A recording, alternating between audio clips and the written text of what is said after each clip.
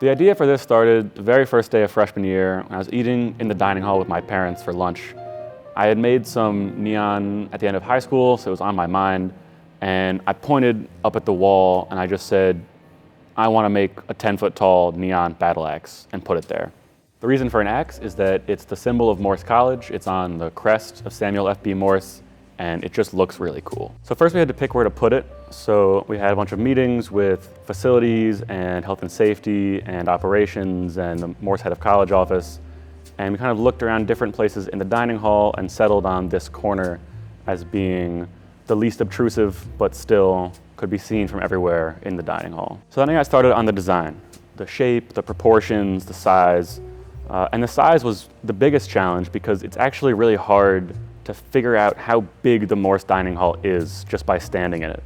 So the first thing we did was got on a ladder and made a giant ruler on the wall just to figure out how big we should actually make this thing. And the design process is iterative. So first you design the glass for the shapes and the curves, and then you design the plastic, which I chose to be reflective to kind of give it a shape on the wall, and then the metal mounting hardware, which is all custom designed behind it. And then with each new step, you see mistakes that you made in the previous versions, and you kind of have to go back and fix things, and you're constantly redesigning every part of it. And it's a big push-pull where everything is kind of repeatedly fixed and redesigned until at the very end, everything works together and you're ready to start building it. Neon is a very old style of electric light. It involves taking a glass tube, pulling a vacuum, pulling all the air out, and then pumping in a gas, either neon or argon, and then sealing it. For the most classic neon look, that's neon gas in a clear glass tube, and that's what I chose for this project. For other colors, you can combine other gases and other kind of coatings to the glass, but this is the most classic look. Before the project had even started, I called Fred Kaplan, New Haven's resident neon master, and he very generously offered to let me use his neon studio and to teach me some of the more advanced techniques that I didn't know yet. Fred has this beautiful studio in a 2-story shed out in Hamden near the river, and it's stacked all the way to the rafters with old beer signs, old restaurant signs, replacement glass tubes, all the way 25 feet in the air. And then right in the middle of the studio is a 20-foot workbench, all the burners used to melt the glass, and all the equipment used to pull the air out and put the neon back in. Most neon signs are just simple bends that combine in complex ways. So spring break of 2022, I went to Fred's neon studio every day and started just working 10 hours a day practicing those simple bends.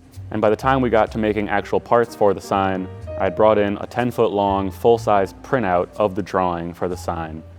And Fred turned to me, having seen me practice for all those hours, and he said, I don't know, man, I don't think this thing's gonna happen. And I just looked at him and I said, it's too late, it's already happening. Once the glass was done, it was time to make the plastic mounting.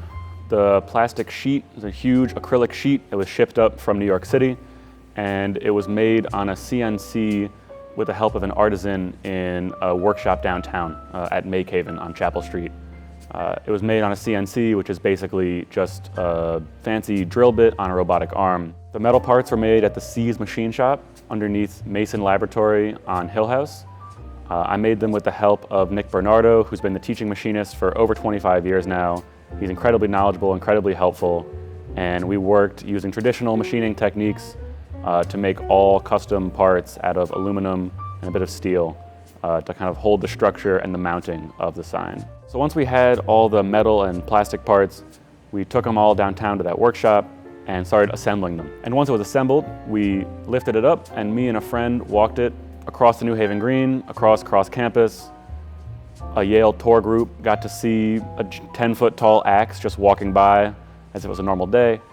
And then we brought everything to the little art gallery by the dining hall in Morse. The night before final installation, all the parts were assembled and installed. So we brought all the glass over from Hamden and all the wiring and all the mounting. And it was just a late night of installing transformers and wires and hooking everything together and making sure it all looked good for the night before.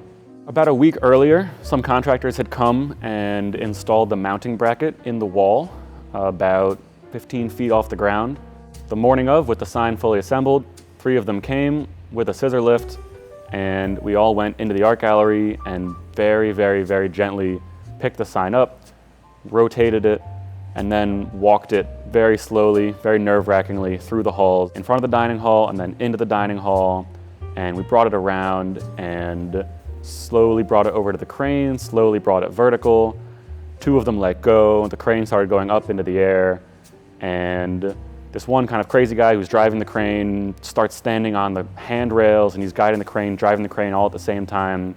And he tells me to let go, and he grabs a sign, and he just puts it, and he finds the place for it and puts it down. And we kind of let go, breathe a sigh of relief, drive the crane back a few feet, and then he reaches down, plugs it in, flips the switch, and the sign lights up. And it's a huge relief to see it all lit up and see it all done. And now the axe is up and it's lit 24 hours a day, and it makes me really happy to come in here for lunch and for dinner and to see people sitting under it and enjoying their meals. And I really hope it stays up and stays a part of Morse and Yale life for a long time to come.